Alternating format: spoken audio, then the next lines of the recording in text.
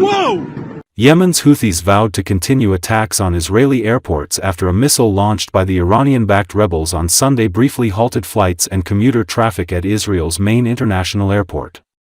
According to Associated Press, the rebels issued a warning to airlines that they would carry out repeated targeting of Ben-Gurion, Israel's main gateway to the world. Houthi military spokesman Brig General Yahya Saree made the remarks in a video statement. International carriers should cancel all their flights to the airports of the criminal Israeli enemy, in order to safeguard the safety of their aircraft and passengers, the Houthis said. The attack on Ben-Gurion International Airport came hours before Israeli cabinet ministers were set to vote on whether to intensify military operations in Gaza. Israel's army said it was the first time a missile struck the airport grounds since the war in Gaza began. The military said initial findings indicated the likely cause was a technical issue with the interceptor. Israel's paramedic service Magen David Adom said 4 people were lightly wounded. Multiple international airlines cancelled or postponed flights. The war with Hamas in Gaza and then Hezbollah in Lebanon had led a wave of airlines to suspend flights to Israel. Many had resumed in recent months. The Houthis have targeted Israel throughout the war in solidarity with Palestinians, raising their profile at home and internationally as the last member of Iran's self-described axis of resistance, capable of launching regular attacks on Israel. The U.S. military under President Donald Trump has launched an intensified campaign of daily airstrikes targeting the Houthis since March 15. نفذت القوة الصاروخية في القوات المسلحة اليمنية عملية عسكرية نوعية استهدفت مطار بن غوريون في منطقة يافا المحتلة، وذلك بصاروخ باليستي فرط صوتي، وقد أصاب هدفه بنجاح بفضل الله. وكان من نتائج العملية ما يلي: فشل المنظومات الاعتراضية الأمريكية والإسرائيلية في اعتراضه، هروب أكثر من 3 ملايين صهيوني إلى الملاجئ، توقف حركة المطار بشكل كامل ولأكثر من ساعة. وبهذا تجدد القوات المسلحة اليمنية تحذيرها لكافة شركات الطيران العالمية من مواصلة رحلاتها إلى مطار بن غوريون، كونه أصبح غير آمن لحركة الملاحة. U.S. President Donald Trump said he was directing his government to reopen and expand Alcatraz, the notorious former prison on a hard-to-reach California island off San Francisco that has been closed for more than 60 years. According to Associated Press, when he was asked about the idea of reopening it on his return to Washington from Florida on Sunday, Trump said, "It's long been a symbol, Alcatraz. So whatever it is, it's a sad symbol, but it's the symbol of law and order. And, you know, it's got quite a history, frankly. So I think we're going to do that, and we're looking at it right now." Trump also commented on cryptocurrency, saying, "I'm a big fan of crypto because I want to keep it away from China. Crypto is a whole new thing that started, not so long ago, but I'm very much in favor of crypto, Bitcoin, all of the different things, because otherwise China's going to take it over. And just like AI, just like so many other industries or whatever you want to call them, crypto's very important for our country." On Anthony Albanese's win in the Australian elections, Trump said, "I can only say that he's been very, very nice to me, very respectful to me.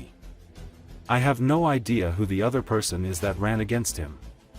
And, we've had a very good relationship." Where did you get the idea for reopening Alcatraz? Just an idea I've had, and I guess because the judges, so many of these radicalized judges, they want to have trials for every single, think of it, every single person that's in our country illegally, that came in illegally. That would mean millions of trials, and it's just so ridiculous what's happening. And it's long been a symbol, Alcatraz, of whatever it is. I mean, it's a sad symbol, but it's a symbol of law and order.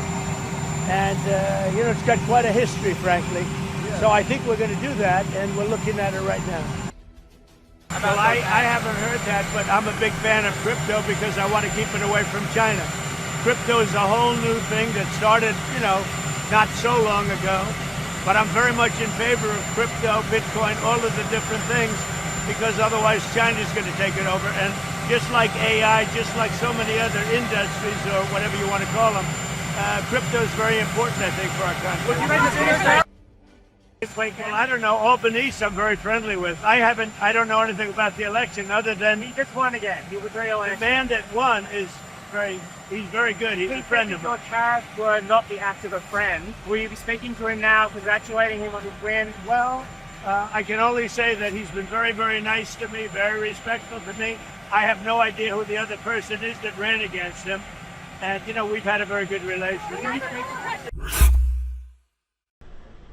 Ukrainian President Volodymyr Zelensky arrived in Prague on Sunday for high-level talks with Czech officials.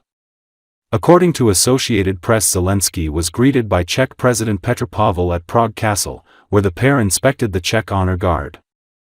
The visit comes amid Russia's announcement of a 72-hour ceasefire next week in Ukraine to mark Victory Day in World War II. It also follows comments made by Russian President Vladimir Putin to state television that the need to use nuclear weapons in Ukraine had not arisen and that he hopes it will not. Zelensky said Friday, in comments made public Saturday, that Moscow's Victory Day ceasefire announcement is merely an attempt to create a soft atmosphere ahead of Russia's annual celebrations. Zelensky instead renewed calls for a more substantial 30-day pause in hostilities, as the U.S. had initially proposed. He said the proposed ceasefire could start any time as a meaningful step toward ending the war.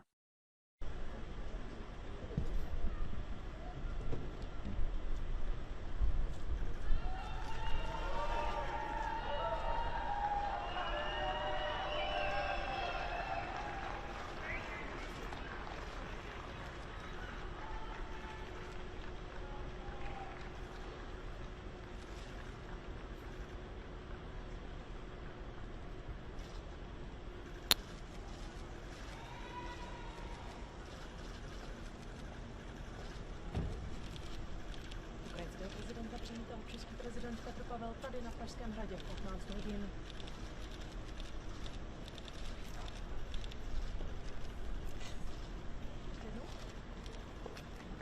Ukrajinského prezidenta Volodymyra Zelenského přivítal český prezident Petr Pavel tady na Pražském hradě v 15 hodin.